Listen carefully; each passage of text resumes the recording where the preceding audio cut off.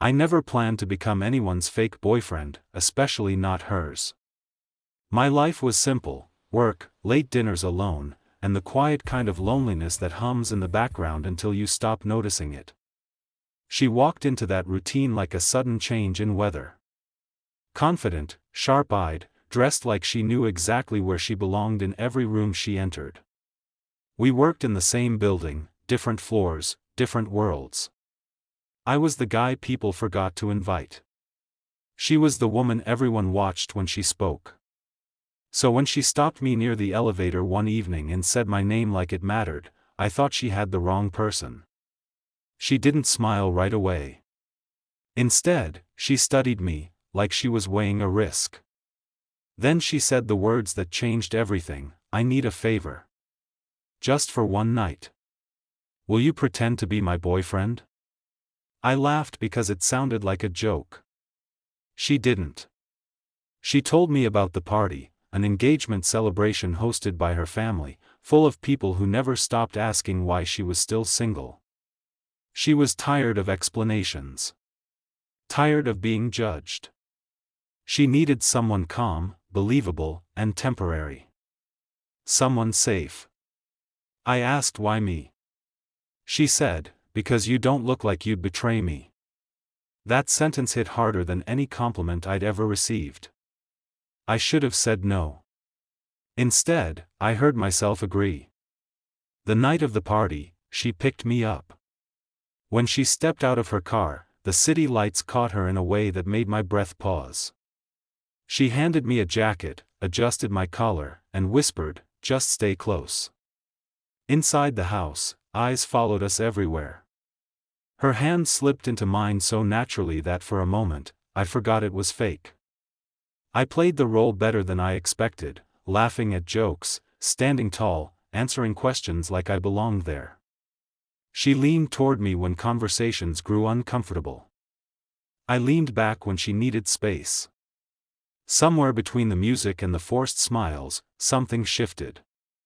This wasn't acting anymore. When her relatives praised us as a perfect couple, I felt something warm and dangerous in my chest. And when the night finally ended, when the guests left and the house fell quiet, she didn't let go of my hand. She looked at me differently now, less guarded, more human. "You did great," she said softly.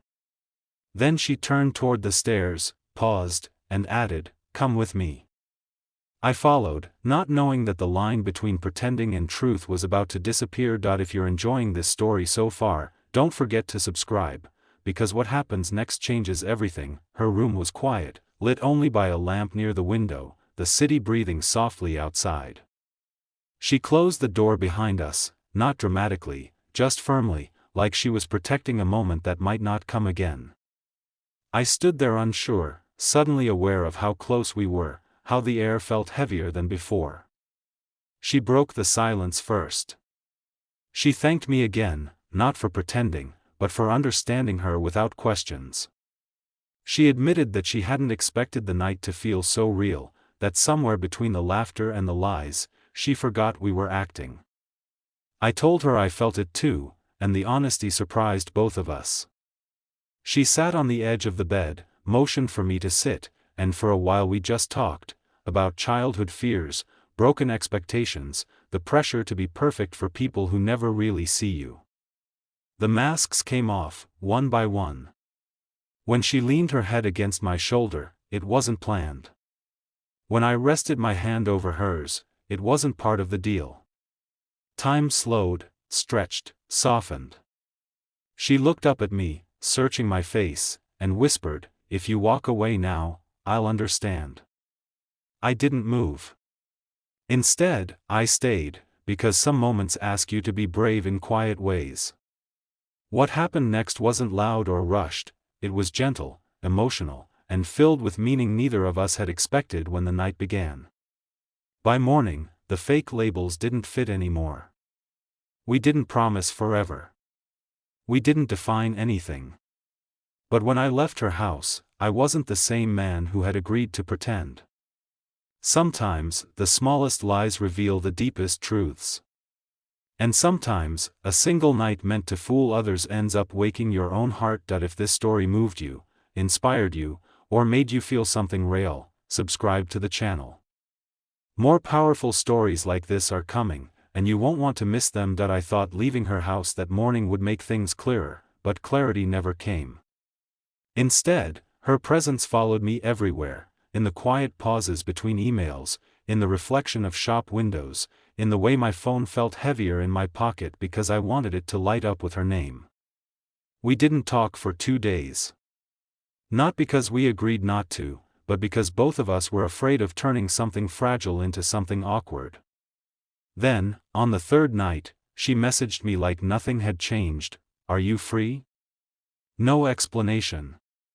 No apology. Just an opening. I went. This time, there was no party, no audience, no pretending. She answered the door dressed simply, her confidence softer, more real.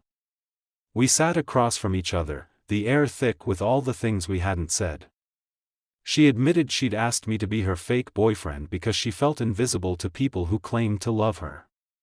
She said that with me, for one night, she felt chosen, not admired, not judged, just chosen.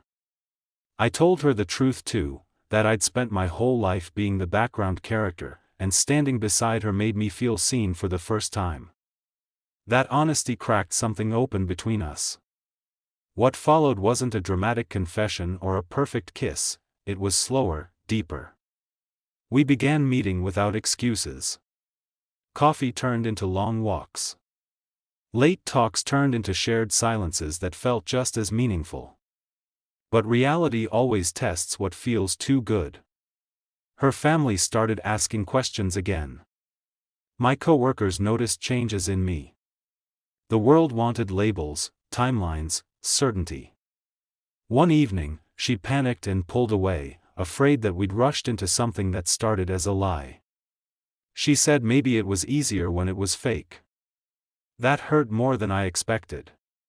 For the first time, I didn't stay quiet.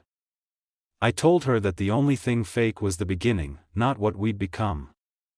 I told her I wasn't standing there because I was hired to play a role, I was there because I chose her, every day after that night.